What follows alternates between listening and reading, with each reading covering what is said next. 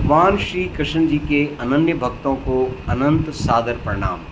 आज दिनांक 19 जून 2024 को आओ हम सब मिलकर कन्नड़ भाषा में श्रीमद् भगवद गीता के अध्याय 2 के श्लोक 33 का मंथन करें।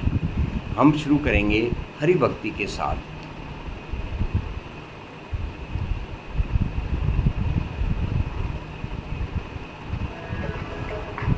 ओम नमो भगवते वासुदेवाय नमः। मूल भाषा में अथ चैत्वमिमं धर्मं संग्रामं न करिष्यसि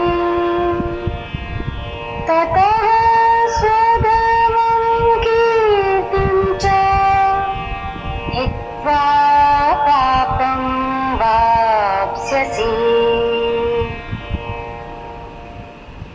आप भगवान श्री कृष्ण जी ने हमें समझाया, अथ चेत त्वम इमं धर्म्यं संग्रामं न करिष्यसि ततः स्वधर्मं कीर्तिं च हित्वा पापं वाप्स्यसि।